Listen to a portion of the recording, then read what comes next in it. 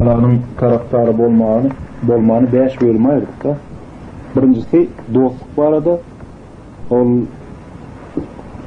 kim dost edinmeli, Müslüman, kimler onun katnaşmamış. O arada onu geçen derste geçtik. Yine ikinci bolmalı, Müslümanlarda bolmalı hayatiyet, sevgi, muhabbet dedik Allah Teala ile. Yani ol uzun dersi olan son, giyin dersi olan son, onun öz içinde bir neçe böyle ayırmak gerek olacak. Şu ikinci sıfatı şu vakit geçeceğiz biz, muhabbet, sevgi var arada. Yine Allah Teala'nın sevmek asliyetinde her bir kulun tabiatına, yani fıtratına bağlı. Subhanahu ve Teala buyuruyor ayette, onlar Allah'ını seviyorlar, Allah da onları seviyor deyip aydılıyor da. Onlar Allah'tan razı olurlar, Allah da onlardan razı olur deyip aydılıyor. Şimdi şu Allah Teala'nın sevmek bölümünü, yani ikinci vasfı biz üçe bölüyoruz. Birincisi Allah Teala kimleri sevmez, ikincisi kimleri Allah Teala seviyor, üçüncüsü Allah Teala için sevmek.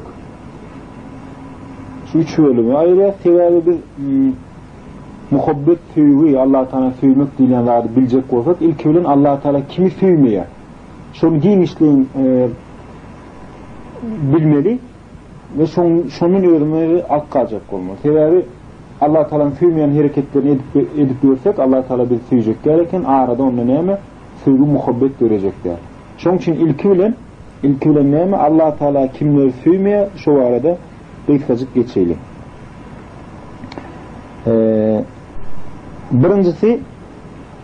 Birincisi Buhari'den rivayet edilen İbn Abbas radıyallahu anh'ın aydan hadisi, rivayet eden hadisi. Resulullah sallallahu aleyhi ve sellem buyurdular. Allah Teala'nın yanına en köp sevilmeyen 3 topar adam vardır. Birincisi ilhada düşünülecek. İkincisi İslam'da cahiliyetteki adetleri gözleyen. Üçüncüsü nihak yere adamın kanını akıtmak için iğne düşüp veren adam diye de. Şun iğne düşüp veren adam. Yine 3 tane adam şu hadisi görümüzde, alt görümüzde 3 tane adam sevilmeyen eken. Birincisi ilhat. İlhat demek doğru yoldan ayrılmak demek de. Doğru yoldan ayrılmak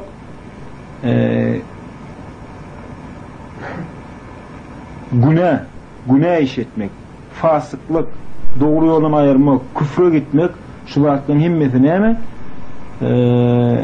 İlhat değil. İkincisi ne mi?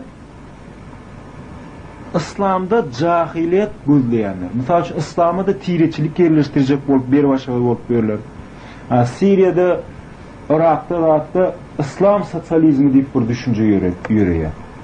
Mesela Saddam Hüseyin'in Irak'ta şu an hükümet İngilizce Komünist Parti olsa olur da Baas Partisi. Baas Partisi demek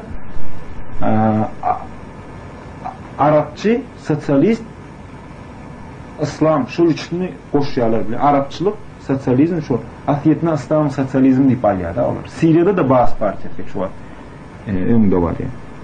Yani bunlar cahiliyet vaatları İslam'ı giyiripten değil mi? Şolunum Allah Teala halim yani. Değil mi? Bu siyasi tarafını almayalım. Mesela için yaslarda kıyırmak, taçını yırtıp, rahat edip, yakanını yırtıp, kıyırmak, bunlar İslam'ı giyirdiler.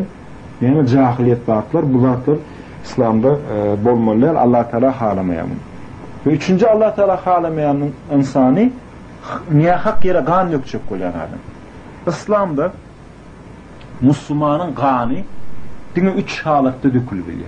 Müslümanın kanı, kafirlan kıynaydama Müslümanın. Birincisi, eğer de öylenen erkek ya da öylenen ayal zina edilme olsa ne ediliyor? Rejim edilip öldürülüyor. İkincisi, kısas. Yani birini öldüren olsa ne hak yere şunun yerine on kardeşler ağrını almak ruhsat veriliyor beraber. Üçüncüsü, eğer de bir adam İslam cemaatini hufu düşürüp howp ýagdaýyna goýup şu jemagy terk eden bolsa, öldürmek şu tadı wajyp bolýar. Taşy musulmanlar satynmasa, ýa-da musulmanyň sirlerini aýdanmasa. Ýöne bir insany öldürmek üçin elbetde alymlardan fitwa soramak gerek. Takwalardan fitwa sorap dol anygyna ýetip şeýdinmek gerek. Galan ýagdaýda gan ýokmak ol Allah Taala halamayan nimeti. Zaten. İkinci aýtmalarymyz ýene Cabir radiyallahu anh'ın rivayet eden hadisi Tirmizi'de geçiyor. Resul-i Ekrem aleyhissalatu vesselam buyurupdurlar. Kıyamet gününde mana en süýgüsiz olan ve menin meclisimden en daşta duranlar sersarlar ve boş boğazlar ve mutefekkihler deyipdir. Sahabeler sersarlara, boş boğazlara düşünüp yani mutefekkihler kimler kadip soradılar. Resulullah Aleyhisselatü Vesselam tekebbürlerdir deyip cevap veripdir. Şimdi sersar demek boş gepleyen mi? Değerli gepleyen. Yani aşağını bir mani yok zatlar gepleyeni sersar değil ya, boş boğazam önüne gelen zat gepleyip verin. O da asiyetine ikiden bir reklat. Eğer de bir adamda şu iki tane vasıf bolsa hükman o hakikatten ayrılar diye de. Hükman o hakikatten ayrılar. Allah subhanahu wa ta'ala aydiye Nisa suresi 110. ayette onların gizlin kışırdaşmalarına hayır yoktur. Dine sadaka vermeyeni ya da yaxşı işler etmeyeni ya da alamın arasını düzeltmeyeni emredenlerim ki başka diye. Yani Müslümanın arasında sır saklap kışırdaşmak üç yağdayla halal ekenler. Birincisi neymi? Sadaka vermeyen planlaştırıyor Müslümanlar. Ben mesela şu aslanın yanına varyan birinin yanına varyan ne diyen plan oğlum şu garip yağdayla sonra kömök edelim deyip öz aramızda hiç kime duydurman, riya olmasın deyip kömök etmek bağlattı kuruluşuyor. Gizlin etse oluyor. İkincisi neymi? Yaxşılık etmek. Yani bir yaxşı iş edecek oluyor Allah için. Şunu öz aramızda. Dine. O oluyor. Üçüncüden iki tane adamın arasını düzeltmek. İki tane Müslüman doğanın arası açıldı mı? Biz şunu bilmekle düzeltecek olmalı. Yani mesela için birinin yanına varıp onunla gitmiştik senin kovuyor yani pişman mı oldum? Senin nime değil artık onun yanına varıp yaraştırmak da şu üç yağdayı da mümkün ekenler. Tekebbürlük var arada aydamızda Aleyhisselatü Vesselam'ın hadisi var. Kalbında tekebbürlükten bir zerre yazacak tekebbürlük bolun adam cennete girmez deyip soralıyor. Aydılıyor da hadiste. Görüyorsunuz şularda üns vermeli tekebbürlük bolun adam asla Allah Teala şunu halamıyor. Ama Allah Teala'nın şeyle dostları mı da şeyle bir hadis var Müslim'de geçiyor. Niyece kapılardan kovulun saçı takalı birbirine keçelişik gidin üstü baş tolun egin başım iki bölük matadır diye. Niyece şonyalak adamlar vardır diye de. Eğer olur burada da andişteler diye. Allah Teala şunun sözünü yanan çıkarmayacak ol, şoda da eder diye de. Biliyor musun? Yani şeyle olur Allah Teala kolay adamlar vardır diye. Biliyor musun? Şeyle Allah Teala kolay adamlar vardır. Onların daş sıfatına seyretsen bir nime adamlardır diye.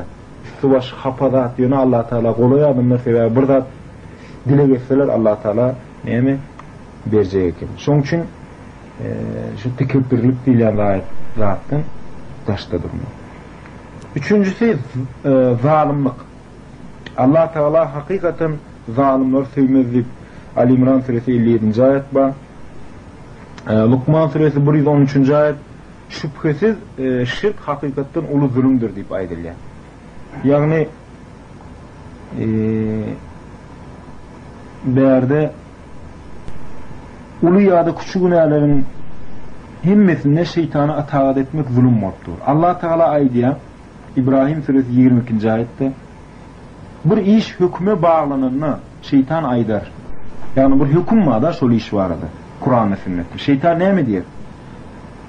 Doğrusu Allah Teala size doğruyunu vaat etti. Benim size vaada verdim. Emma size yalan söyledim. Men size karşı hiç gücüm yoktu. Yöne sizi çağırdım, sizin geldiniz. Onun için men yamanlamam, özünüzü yamanla. Men size kömek edip bilmer, siz bana kömek edip bilmersiniz. Siz menin şerik koştunuz, men ona da razı değilim. Hakikatten zalimler için azap vardır deyip şeytan öz yüzüne düşenleri aýdýarlar. Yine zalimlik, şu şeytana uymak zalimlik deydik, şirk zalimlik deydik. Yine zalimlik neymi? Allah Teala'nın ayetlerini yalanlayanlar. Onu En'am suresi 157. ayette Subhanahu ve Teala aýdýar: Allah'ın ayetlerini yalanlayanlardan ve insanları onun alt kalıp uğrayanlardan has zalim kim mort biler diye. Yani zalimler kimler eken? Allah Teala'nın ayetlerini yalan sayanlar ve adamlar şu din İslam'dan alt kalacak bolyanlar kimler eken? Zalimler eken. Yine Allah'ın ayetleri, Allah'ın indirimliğiyle değerle başka zat bilen hüküm etmek, hüküm sürmek, o da neyme zalimlik eken. Maide suresi 45. ayet: kim Allah'ın inlerin hükmü bilen hükmetmese inha olur zalimlerin hakikat özüdür diye aýdýar. Allah Teala'ya karşı yalan söylemek olum zulüm. Allah'a karşı yalan düzüp uydurun ya da onun ayetlerini yalan sayanın has zalim kim madır diye. Bu da En'am suresi 21. ayet. Yani Allah'ın haram kılanını halal kılanını haram bilmek olurum neyme? Hemmesi zalimliğin içine giriyorlar. Allah Teala bir neçe ayetlerde öz hükmünü aydın son ine bulur Allah Teala'nın serketleridir. Kim bu serketleri aştı zalimlik ettiği bulur diye. Yine insanın öz huvai isteklerine uymağı Allah Teala'nın şeriatını terk etmeyi zulüm oldu. Allah Subhanahu ve Teala aýdýar Kasas suresi 50. ayette: şonu da sana boyun eğmeseler, onu bil, onlar hakikatten öz huvai isteklerine uyarlar. Emma Allah Teala'dan bir doğru yol göstericinin iyiliğine düşmeyen, öz istek ve huvalarına, huvai nefislerine uyandan has neha doğru kim vardır? Şüphesiz Allah Teala zalim bir kavma hidayet vermez deyip aýdýar. Yani Allah Teala'nın dini bilen şeriatını yürümeyenlerin zalim hasap ediliyor. Yine Allah Teala'nın ayetten öğrenip soňyatdan çıkarmağın zulüm hasap ediliyor. Mesela üçün aýdaly Kehf suresi 57. ayet: özlerine Rabbinin ayetleri üwüt bilen ýatdyryp durulan wagty olary yüze uğrun ve ellerini ve eden amalları bilen övünýänlerden zalim kim vardır diýip aýdýar. Yine de gıybet etmek, Müslümanların ayıplarını özlemek, Müslümanlar lakap bilen çağırmak, o arada da bularım zulüm hasap ediliyor. O arada Hucurat suresi 10. ayeti seyredip bilersiniz. Bular neyme? Hemmesi zulüm moddur. Hemmesi zalimlik bolupdur. Dördüncüsü Allah Teala'nın halamayan zatlarının biri kafirlik. Bismillahirrahmanirrahim. Allah günahkar olan kafirlerin hiçbirini sevmez deyip aýdýar. Bu Bakara suresi 276. ayet. Eğer yüze vursalar şüphesiz Allah kafirleri sevmez. Bu Ali İmran suresi 32. ayet. Yani Allah Subhanahu ve Teala kimler sevene? Kafirleri hiç aslanım sevmeye. Sebebi kafirler olur dol dinin yüze vuran adamlar. Kafirler Müslüman adamım kafir bol bilýär. Ol bir dine girdim deyip hiç aslan kafir bolmaz diýýän zat ýok. Mesela üçün Resul-i Ekrem aleyhissalatu vesselam hadisini okaýlym. Menden soňra bir-birinizi öldürüp kafir bolaýman diýär. Yani Müslümanlar bir-birini öldürüp başlasalar näme bolýar? Kafir bolýar ekenler. Allah Teala aýdýar, açasan deliller gelenden soň bölünüp bir-biri bilen dava edenler ýaly bolma. Olar üçin uly azap bardyr. Käbir ýüzden agyrjagy, käbir ýüzden gararjagy günne ýüzleri gapgara boljaklar. İmanınızdan son kafir bolmaňyz şeýler däme diýip aýdylar diýe. Onda kafir bolmasaňyz azabymyzy görüň diýip aýdylar diýe. Şoň üçin Müslümanlar şu ýagdaýy öňsürmeli. Ýa kafirligi biz öz içinde ýene bir näçe böleg boljak. Näle ýagdaýlarda kafir bolup bilýär. O arada Said Hawa Ayratin kitap ýazdy. Kelime-i şehadet diýipler. Eşhedü la ilahe illallah ve eşhedü enne Muhammeden abduhu ve rasuluhu sözünü bu şunu ya kitapta düşündürüyor. Şonu kim şu sözün başına çıktı kafir bolýanlygyny giňişden düşündürüyor. Ýöne bärde de näme kıyıskazyk aýdyp geçmeli. Birincisi Allah'ın yolundan başka yol tanasan kafir bolýan ekenler. O arada En'am suresi 153. ayeti getiripdir delil. Bismillahirrahmanirrahim. Bu benim dost doğru yolumdur. Ona uyun.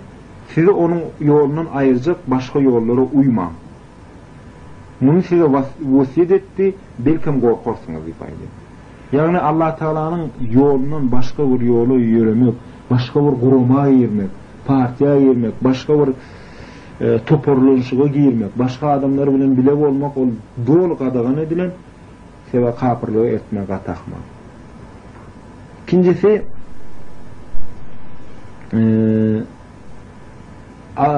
Müslümanların İslam'dan käbir bölüklerini ýatdan çıkarma. Yani İslam'ın ýatyny ýaşap, ýatyny ýaşamazlygy.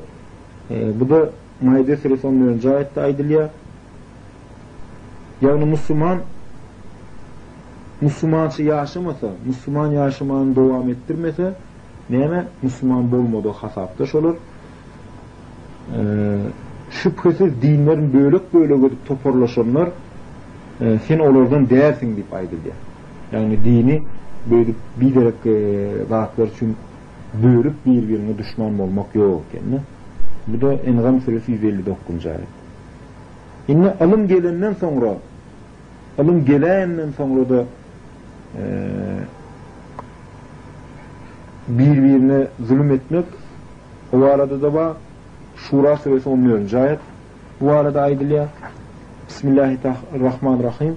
Olar alım gelenden sonra dine bir-birine zulüm edip ayrılığa düştüler diye. Yani bir-birinin misligine şu çıdama ayrılığa düştüler deyip aýdylýar. Yine bir Ahmet bin Hanbel'den gatı täsin hadis-i şerif var. Sen goldun şu hadisi. Araňyzda sizin öňkü ümmetlerin keseli bolan haset ve kine harekete geçti diye. Haset ve kine harekete geçti diye. Yani bu saç kesicidir diye. Kökünden saç ayırıcıdır diye. Kökünden.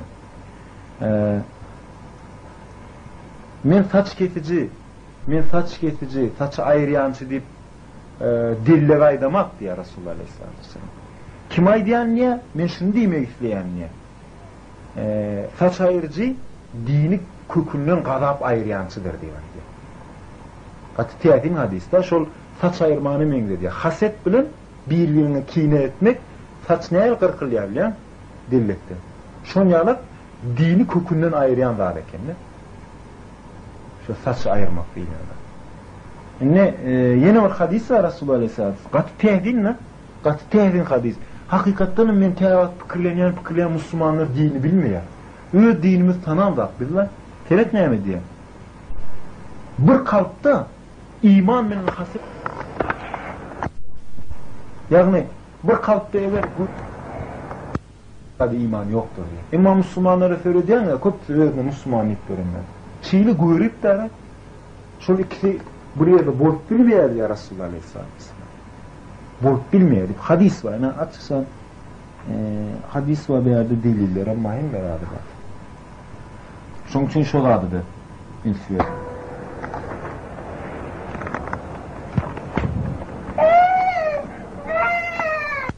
Hakykatdan biz aklyňyz ýeter diýip açasan Kur'any, açasan Arapça diýip ýerdik diýip. Indi aklyňyzy ullanmak, musulman aklyny ullanmaly, şol atlardan özüni alyp galyjak bolmaly. Şol atlardan özüni alyp galyjak bolmaly. Yine musulmanlaryň aýrylyga düşmegi, ihtilaf halatynda olmagy dünya nygmatlary sebebi Allah subhanahu wa ta'ala aýdýar Ali İmran suresi 152-nji aýatda size diye biz yeňiş beremizden soňra diye siz gowuşadyňyz diye düýnüklük etdiňiz ve emir barada çekeleşip başladyňyz diye. Sizin kimiňiz dünýäni istýär, kimiňiz ahireti istýär. Yani Müslümanyň arasyndaky esas çekeleşiň sebebi dünya bolup duranlygy Allah subhanahu wa ta'ala berdi aýdýar. Yine misal üçün berdi yine hadis var. Şol nemen düşündürýär. Dünya nygmatlary kime açylsa dünya nygmatlary kime açylaýsyn diýär. Şol adam diye tekebbürlenip başlar ve Allah Teala bilen şonuň arasynda kıyamete çelli düşmanlyk. Allah Teala diye şol adamlaryň arasynda kıyamete çelli düşmanlyk ve kine tohumlaryny eker diýär. Yani hemme adyň şol baş tebebi hemme pitneler näme dünya ve dünya baýlygy ekenler. Men berde şoňa degişli aýatlar köp. Men aýdyp geçeýin. Hemmesini okumana wagtymyz ýok. Hud suresi 118-119, Tawba 71, Enfal 63. Şol aýatlar täzeden okumak gerek. Berde men ýene bir hadis-i şerif ba şunu size okaysın diye hadis Ebu Davud'da, Tirmizi'de, İbn Majah'da var. Yahudilerin arasında ilkinci giren fitne şu oldu diye. Bir adam başka bir adam bilen duşur, oturuşur ve ona şey diyor diye. İki Yahudi duşuya bir näme diye beýlekini. Ey plani Allah'dan kork şu işin taşla diye aýdar diye. Çünkü bu iş etsen doğru olmaz. Ertesi gün yine şol adam bilen duşuya ýanyna gelýär. Yine o günahkar adam yine şu günah işini edip oturuyor diye. Emma gelen adam diye. Ona piyatel vermez. Bile oturur, yer uçar oturur diye birbirinin kalbi birbirine kalıpları näme kine bilen doglar diye. Ve olar barada näme diýilýär? İsrail oğullarından inkar edenlere Davud ve Meryem oğlu İsa dili bilen lagnet edildi. Bu dönüklük etmeleri ve çäre aşmaları sebäp bilenler. Ediyen çirkin münker işleri münker işlerden birbirini alıp kalmadılar. Şoň üçin olar erwet hasaplandy. Olardan köpsi kapırlar bilen dost bolanlygyny görürsin. O öz saylan ýollary näme erwetdir. Allah olara gazaplandy we olar azapda baqy boljakdyrlar. Eger Allah peýgambere we ona indirene iman etselerdi, olar dost edilmezlerdi. Emma olardan köpsi fasıktırlar diye. Indi bäde täsin bir zat bar. Hakykatdan bir şu zada Kürt müslimlerine zat musulmanlar. Hakykatdan geň zat. Seredin? Bir Yahudi gelýär, takwa Yahudi ol. Birinji giren fitne Yahudiler. Beýle kiň ýanyna gelýär, din düşündirýär. Ertesi gün ýene gelýär, ol ýene şu işine de otyr da görä. Ýene onuň bile oturýar, ýigitçe zady diye öňkülügi de beýsen adamlar hiç açın dini düşünmeýär. Bir elek diýdim, iki elek diýdim, indi onu biraz ara goýup başlamaly ol. Ona diýen öýleňem ýene bile ýigitçip ona bir atrak tarapyny görkezmeliler. Dinlenmek gerek, menim sen bilen neme däl zat ýa-da men buýurýanym edeňek gerek. Neme goýmadylar ona. Belli bir pozisiýa goýmady. Sen ona diýen öýüňe mertip gujak boşup neme etip görsen. Allah bäde hadisde näme diýilýär? eger Allah'ın peygamberi ve ona iğinlerine iman etselerdi, onları dost edinlerlerdi diyor. Dost edindiler. O birinci derste aytıp geçenler. Olar diye kafirler bilen dostluk kuranlarını görürsün diye. Mümkün onlar pida görýänler, mümkün onun bir kazanýandyr ýöne. Neme yok diýär. Şolar bilen. Şu da bolmasa din mi? Şu dinin yılığı şu da. Şu da bolmasa din manisi bulardy. Ana dünýäni düşündirip oturdum. Bunu meni bilen bilen oturup o boşda oturup çilim çekdim. Yani ýöne oturup o otun verip yani bile iyi bir oturup onun tesiri bolmaýar yani. Hakikaten tesiri olmuyor. Ay bolýar. Planlar da diğer galar hani yine biz bilen otyr ana. Yine konuyal hoplu derler. Yok. Kıyva edilýän ýerde men oturjak derlip Türk qaytmak ýa-da İslamy nimesi. Mesela. Emma sen otyrsyň. Ayana planam otyra iştat diýene diýer gaýtyn. Senin bilen gaýtyn. Planam sen ýa namaz okaýar iştat diýene sen näme rahat diýip. Niye? Emma her Müslümanlar bilir. Ağlı bir şu İslam'da bek dursalardı, onların düşünüp başlardı. Ama Müslümanlarda şol neme var? Kimçilik var. Yine bir hadis var. Ebu Davud Tirmizi'de rivayet edilen, Ebu Salih'e rivayet edilen Resul-i Ekrem Aleyhisselatü Vesselam şuna soruluptur. Maide suresinin 105. ayetinde siz özünüze seyredin deyip ayet var. Şuna neler düşünmelilik soraptırlar. Şuna Resul-i Ekrem Aleyhisselatü Vesselam aydan. Bir-birinize kuvvetler aydan. Yaman zatlardan alt kalın. O kıskançlıktan, nefsi islevlerden, din ve dini işlerinin üstün tutulan dünyalıktan, şunu öz nefsinize şondan Allah Teala sığınıp öz nefsinize seyredin diýerler. Adamların köpçülüğün taşla diye. Sebebi arkanızda sabır günleri vardır diye, önümüzde. Sabır günleri gelecektir diye. O günlerde sabır etmek bir köz oğdu elinde tutmanı meňder. Şonça kıyın bolar diye. O günlerde yaxşı ve güzel amal edýän başka wagtdaky amalın din amal edýän 50 adamın sowagynalar diýerler. Yani şu zamanada edilen sowak belli wagtlarda yani o İslam'ın ýeňillik wagtyny edilen nimeden 50 hisse bolar diýer. Şonda Rasulullah Aleyhisselatü Vesselam'a sahabeler sorapdyr. Sahabeler Allah Teala'nın goly adamlar da ilkinci İslam cemaati da dünýäde. Onun eden nimetkenmi? Sowagy aýraty. Olan sowak. Şonu soraýarlar da 50 adam diýänin bizden 50 adammy ýa ýöneköy musulmanmy diýip soraýarlar da. Resul-i Ekrem aýdy, "Ýok, sizden 50 adam eden sowagy bilen deň bolar" diýär. Şu döwürde amal etmek bilen. Men şu döwürde pikir edýäm da. Ya şu hakykatdan İslam saklamak gaty kyn. Entäm öňümizde sabır günleri bar. Dogry ýoldan ýürüsek. Yine kafir bolmak barada aýtyp geçdik. Şurada yine nigmata şükür etmek barada. Nigmata şükür etmek iki manida bolýar. Bir umumy manida, bir hususy manida. Umumy manida Allah Taala'nın hemme şu beren zatlaryny şükür etmek, ýaşadyp duranyny şükür etmek şu zatlardır. Hususy manida dilin we kalbyň bilen her bir sana beren aýratylmak üçin şükür etmek. Elýär. Yine bäde kafirler vardı aýtyp geçmeli bolsak, İslam'ın daşına hareket edenlerin himmet kafirdir diye alim. İslam'ın daşına hareket edenlerin himmet kafirdir. Allah'ın rahmetinden daşlaşanlar kafir bolýar. Bäde bir kısa misal veripdir. Elbette Allah Teala şerhten aşımları söýmez diye. Bakara suresi 190. ayette.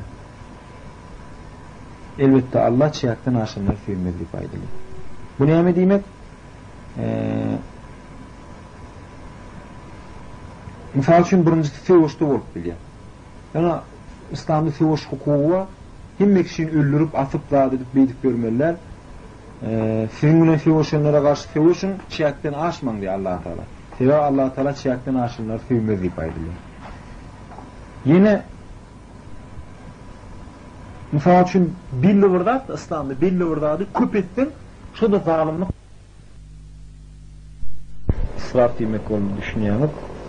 Yani mali soğumak, zalime kömek etmek, çoluk misalları bir arada getirsen öyle. İyinin için emma israf etmeyen sebebi Allah Teala israf edenler sevmez deyip ayet var. A'raf suresi 31. ayet. İsraf suresi asliyetini ifsat bilen den manasını kullanıptır Kur'an'da. İfsat demenin pozmak da buradadır. Burada pozmak, düğmek şurada ifsat değil. Katı tesin zat. Ayetler hakikaten Allah Teala'nın ayetleri tesin sebebi adamın ediyen işleri bilen kalbindeki niyet şu ikisi hakikaten bağlanışıklı ekenler. Kalbinin niyet ervet bolsa amalları zaya oluyor, amalları zaya olsa kalbi zaya oluyor.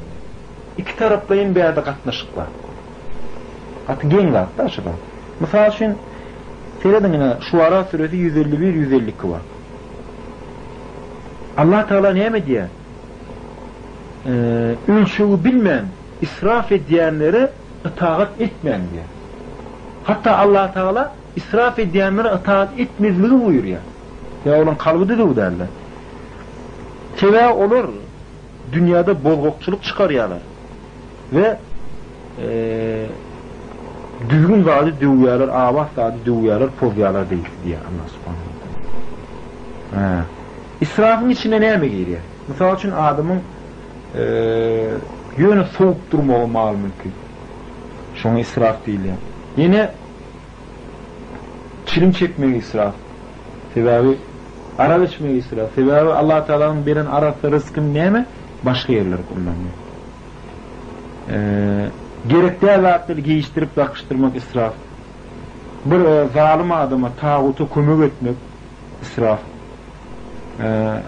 Fasıklığa sebep bolcak vaatler almak, kart oynamak, beylik kumar oynamak için çıkarılan pullar ne mi? İsraf oldu. Yine israfı ne mi geliyor? Ebu Davud radıyallahu Ebu Davud kitapta geçen Cabir radıyallahu anh'ta rivayet ediliptir. Hadis-i şerif Cabir radıyallahu anh ayda bir peygamberin yanına oturuyorduk diyor. Elimde yumurtka yalak yumurtkan unluğuna bir altın bilen bir adam geldi diye. Peygamberden söylesin. Ey Allah'ın Resulü bu altını bir yerde kalıp durkam aldım, taptım. Bu sadakadır deyip veriyor. Bundan başka men hiç dünyada yok diye. Resulullah Aleyhisselatü Vesselam o da almadı diye. Sonra adam sağ tarafına gelip şu sözlerini tekrarladı. Resulü Ekrem Aleyhisselatü Vesselam yine almadı. Sonra çipinden vardı. Peygamber yine kaçtı. Adam sonra Resulullah Aleyhisselatü Vesselam'ın izinden geldi. Yine de altını uzattı diye. Sonra Resulü Ekrem Aleyhisselatü Vesselam aldı ve şu biren adama zındı diye şunu. Çok kızalı. Everde şu altın şöyle adamı diyelim olsadı diye ya buraya gözünü çıkarırdı ya da öldürürdü şöyle adamı. Şeyle kaharlanıptır da. Sonra Peygamber Aleyhisselatü Vesselam ayıttı. Sizin haysiyiniz olsa da bar mal mülkünü getirse ve bu sadakadır deyip verse sonra da öyle oturup adamlardan kömürü mehteş vaziyette kalsa diye onu ol hayır değerler. Sadakanın en hayırlısı özün mehteş bulmasan verilen sadakadır yani. Böyle o hem medan beriye özü bundan başka dünyalığım yok diye böyle. Hem medan beriye onun son özü ilaç yaptı. O böyle değerli Resulullah Aleyhisselatü Vesselam buyuruyor. Ve hatta şeyli verilen sadakada ne mi değil ya? İsraf değil. İsraf değil. Şeyli verilen sadakada. Böyle olmalılar senin. Yine Allah Subhanahu ve Teala'nın sevmeyen adamları özlerini kovurayan adamlar. Özlerini halayan adamlar. Özün kovurmak eyen pitlerin bir alameti. Eyen takvalın pisliğinin alameti. Şöyle. Eyen kesel başlayıptır demek de seni. Tekebbürlük keseli. O halin Lukman suresi 31 şüphesiz Allah her bir tekibberlenýäni süýmez diye. Yine İsra suresi 37. Dünyada tekibberlenip yürüme. Seversen yerim yarıp bilmersin, dağlara da boyun bilen yetip bilmersin diye. Kâr adamlar o ayaklarını tırkılladıp sen yer yarıp bilmersin diye. Boyunun beydenin bilen dağlardan aşıp bilmersin deyip adamı, Allah Teala adamı hakiki öz mahluk icid yerini ortaya. Şeyle yürümün özü düzüğat değil yani. Sebabı yoş neyme? Hudaylığa var ya. Ve o Rahman'ın kulları diye Allah Teala dünyada elçek kömüllü olup yürerler diye. Pispel olup yürerler diye aydınlar. Pispel olup. Hazreti Ali aydı ya, Resul-i Ekrem Aleyhisselatü Vesselam yürüyen ne diye? Kamalliye dağdan aşağı kayıp baryan yalak yürerdi diye. Hem işe yeri seridip pispel olup yürerdi diye de. Yine biz Peygamber Aleyhisselatü Vesselam neyme diye? Pispel olun, hiç kimi tekebbürlük etmesin ve hiç kimi zulüm etmesin diyeni şon yalak pispel yürümek şu manide düşündüm diye. Hadid suresi 20. ayette Subhanahu Teala aydiye bilip koyun dünya yaşayışı dine bir oyunun ivarattır. Öz aranızda bir övünme ve mal ve çağalan küpürtmek duygusudur diye de. Yani kıygattır. Bu da hiç asan ağırlanmam deyip aydilye. Yine burada atma. Hakiki Türkmenlere değişti da Ebu Hureyre radıyallahu anh'tan rivayet edilen Aleyhisselatü Vesselam aydiye. Kâr adamlar diye öz ataları bilen övünmelerini koyuyorsun etsinler diye. Öz tiresi bilen ataları. Sebebi diye olur diye doğduğun kümürleri de diyor yani.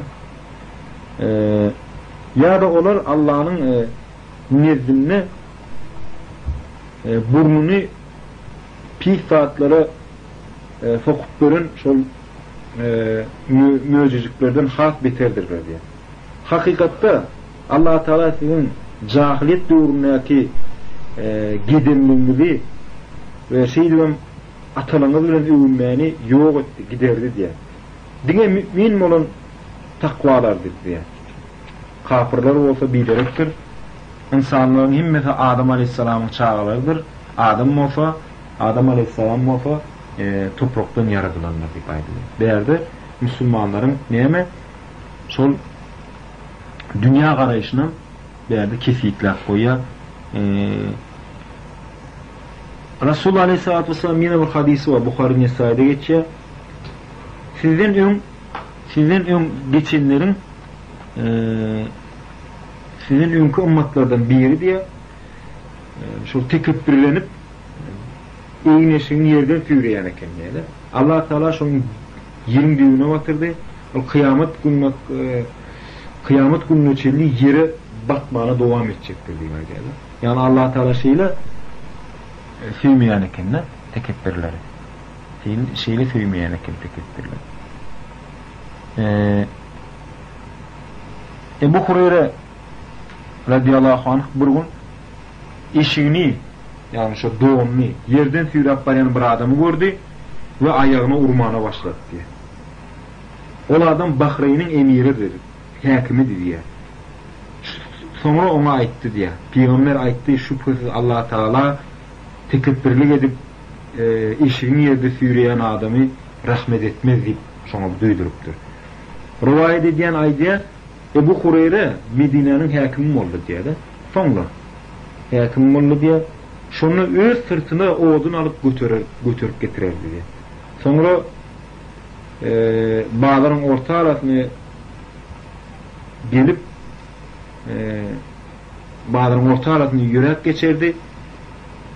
Emire yol açın deyip geçerdi diye de. Bilgeçliğin adamlar görsün deyip. Emir ne öğren? Hakim de.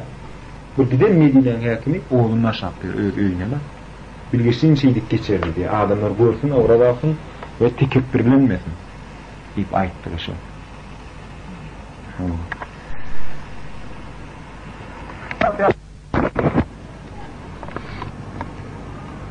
Yine Allah Subhanahu ve Teala'nın sevmeyen adamları ihanet edenler, yani dönüklük edenler manasında. Allah subhanahu wa ta'ala buyuruyor, şüphesiz Allah dönüklük edenler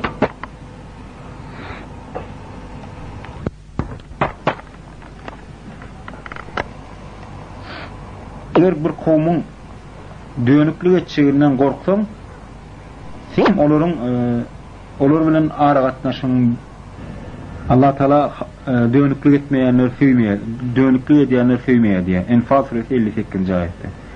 Yine Hac suresi 38-nji ayetde hakikaten Allah näme şükür ve dönük bolanlar sevmeýär diýip aýdýar. Yine de Enfal suresi 27-nji ayetinde Bismillahirrahmanirrahim. Ey iman edenler, Allah'a ve Resulüne dönüklük etmeyin. Siz hem bilip durun halatınızda amanatları da hıyanet etmeyin diýip aýdylýar. Dönüklük ýagny hıyanet iki manida bolup biler. Birincisi hususi manida, bu diýmek başgalaryň sana amanet eden zadyny, sirni aýtmak ýa-da şu sırrı bölmek, şoňa hususi manida hıyanet diýilýär. Buram ikincisi umumy manida hıyanet, o da Allah Teala'ya dönüklük etmekdir, batlanırlar. Tirmizi ve Ebu Davud'da aýdylan hadis-i şerifde göre aleyhissalatu vesselam buyrupdurlar, bir adam haýsyda bolsa bir söz aýtsa diye, söz soň sağına ve soluna seretse diye, bilin şu söz amanatdır diýerler. Diýmek sağına soluna seretse şu başkalarının duymağını istemeyenler. Şu diýmek şu. Şoň üçin şu sözi saklamaly. Meclisler ýagny bir ýerek musulmanlar ýygnananda üç halatyň daşyna akadatlar amanatdyr diýär. Ýagny 3 zatdan başga zat amanatdyr meclislerde. Birincisi haram bolan gana kıtmak, yani adam öldürülmek barada maksat edilýän bolsa, onuň aýtsa bolýar. İkincisi zina etmek, üçüncüsi nähak ýere biriniň malyny almak. Şu üçüniň başyna akdatlar bir meclisde bolup geçen zatlar näme eken? Hıyanet bolýar, dönüklük bolup durýar.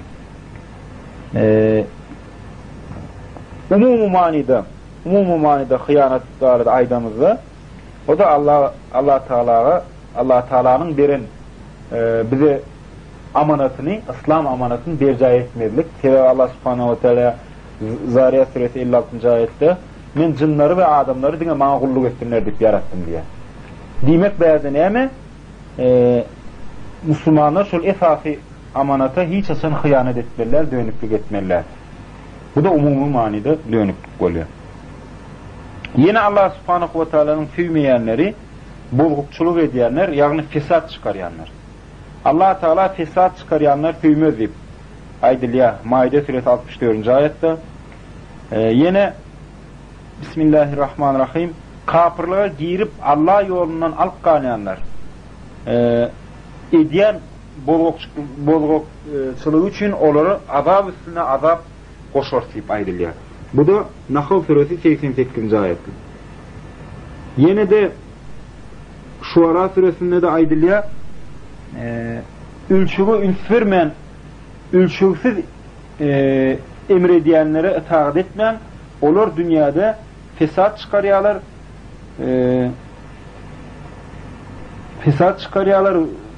diýip aýdylýar Şuara suresi 152-nji ayetde.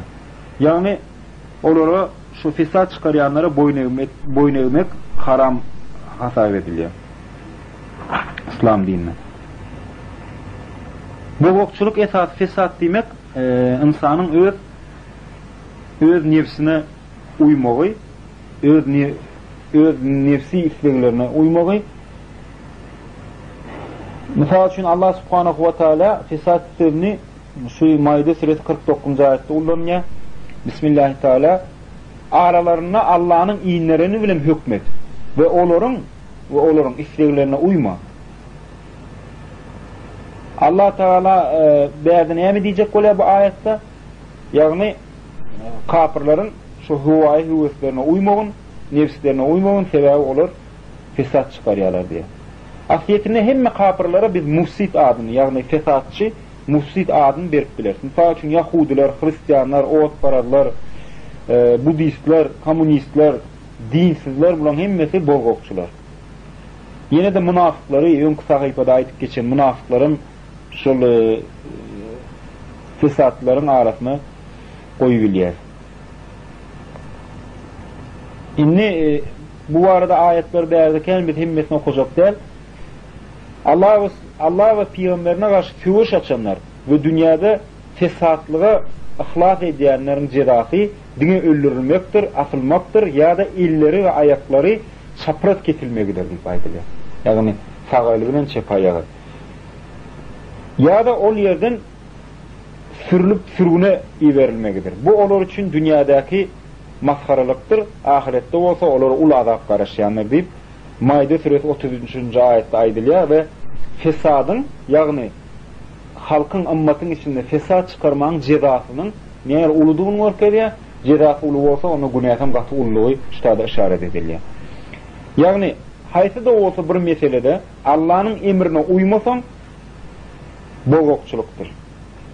Haysi de olsa Allah'ın bir hükmünü berca etmesen o da bolgokçuluk bolupdur. Sebebi Subhanahu ve Teala'nın iyi veren ayetleri bize görkeden doğru yollar şol. Şol emirlerin haysi de olsa birinin daşına çıkmak, çağı aşmak bolya, bu da neymi? Fesat bolupdur. Misal üçün Bismillahirrahmanirrahim ve sana yetimleri sorarlar. Di, onları halak etmek, onları ulutmak, pidalı işe yetiştirmek hayırlıdır. Eğer onları aranıza koştunuz, onlar sizin doğulunuzdur.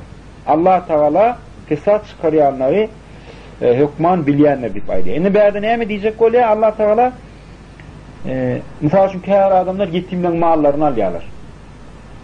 Yetimden mallarını alıyorlar. İnan şol ne mi? Fesat. Seva Allah Teala'nın kanununa uymazlık. Haysi de olsa burada fesat. Seva üstadı fesat sizi ullanılıktır. İn ervet fesatın biri olsa adamların arasına çıkmak, adamlar bir bilen uçturmak, arada söz ekidip getirmek, buna Arapçada nemime değil ya. Birbirine söz ekidip getirmek. Nemmam olan kimse, yani söz taşıyan kimse cennete girmez diye Bukhari ve Müslim'in hadis kitaplarına hadis var. Şunun için o da ulu fesat hasab ediliyor. Değerde biz kâr hususlara ünf vermeli. Şol esasanım şol söz getirip getiriyenleri gön onanmalılarla şolları kuvvet bağırlamalı. Bir gün Ömer bin Abdülaziz'e bir adam gelip kâr zatlar aydiya. Kâr zatlar aydiya. Sonra Ömer bin Abdülaziz şey deyip cevap veriyor ona. Gel şu işi göreli, yağdayı bir gözden geçireli. Eğer de senin aydiyan zatların yalanmasa onunla sen şu ayeti şu ayetin hükmünü değiştir olayan diye Ömer bin Abdülaziz. Bismillahirrahmanirrahim. Ey iman edenler, eğer bir fasık size bir haber getirse onu kuvvedip bağırlan deyip ayetiliyor. Eğer yalan sözlenmesin. Eğer doğru sözlenmesin şu ayetin hükmüne girersin diye. Neyse ayıplap yamanlayabilen, söz getirip götüreyen, gizliliği içinde söz ve haber götüreyenler deyip bir ayet var. Kalem suresi 11. ayette şu hükmü girersin diye. Eğer isteyenmesin sen bağışlayalım diye.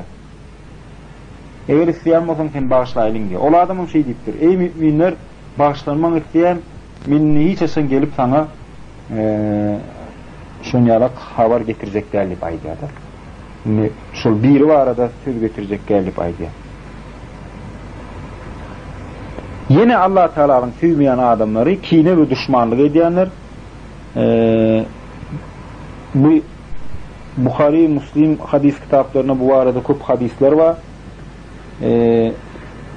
Birbirine düşmanlık edenler, birbirine kineli olanlar Allah Teala şoları sevmeyen ekenler. Misal için Tirmizi'nin getiren hadisi var. Bismillahirrahmanirrahim. Resulullah Aleyhisselatü Vesselam buyuruyor, bir kavim haysi de olsa bir kavim hidayetten ayrılmasa diye. Haysi de olsa tarihte haysi bir kavim alaylim diye. Hidayetten ayrılmasa diye hükmani suratta aralarına urşu olanlar ve aralarına kinelip olanlar diye bayılıyor. Yani doğru yoldan ayrılan ümmetlerin himmetinde şu hiyaset var ekenine. Yine Ebu Hureyre'den rivayet edilen Ebu Davud'un kitabına geçen bir hadis-i şerifte Resulullah Aleyhisselatü Vesselam aydiya Kur'an-ı Kerim mağarada cedilleşmek kafirliktir diye aydiya. Bu da şu neme değişli sebebi Kur'an'da olsa düşmanlık ve kinilik doğal haram ediliyor. Onun için şöyle da üç vermeli. Yine Abdullah İbn Abbas'ın vesiyetlerinin birini aydayın. Müslüman da onun ulan cedilleşip urşma. Sebebi cedilleşmeyenin hikmetini düşünüp olmaz. Yani onun peydasından hayır yok. Müslüman da onu yerine getirilmeyecek bir sözüm vermedik aydılıyor. Yine Tirmizi'nin bir hadisi var. Resulullah Aleyhisselatü Vesselam aydan eğer de bir Müslüman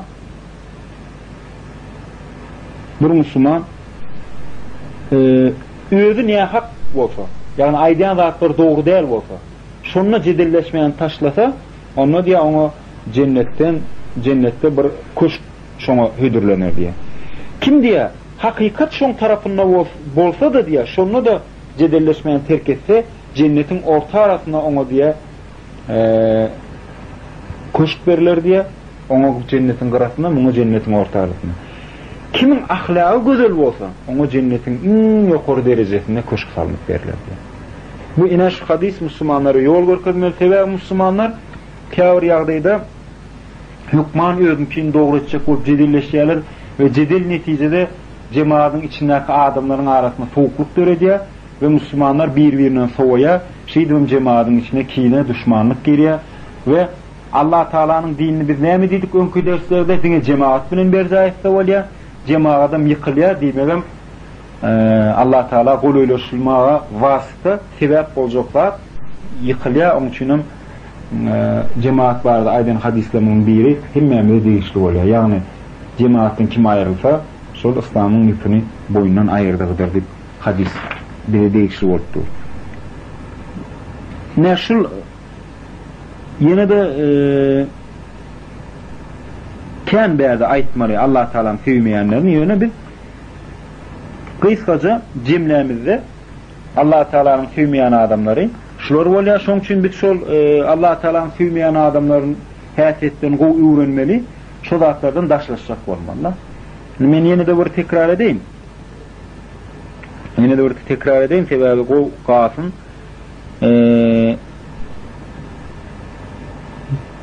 Birincisi berden hem var ettik, zalimler var ettik. Onların hayatetleri gıyıvat, şol yalan hayatetleri var ettik. Kapırlar var ettik. Niye şükürleri var ettik. Allah Teala'nın rahmetinden umid kesiyenler var ettik. Çeyekten aşayanlar var ettik. İsraf ediyenler var ettik. Özlerin beter kuvvurayanlar var ettik. Ondan sonra dönüklük hıyanet edenler, fesat, bozgukçuluk çıkanlar, kine ve düşmanlık edenler vardı, aytıp geçtik. Şu zatları belleyin. Şolara mengdemeyecek olmalı, şol hareketlerden daşlaşacak olmalı. Sebebi Allah Teala'nın kimi suymayanlığını bilmesek, kimi suymayanlığını bilip olmalı.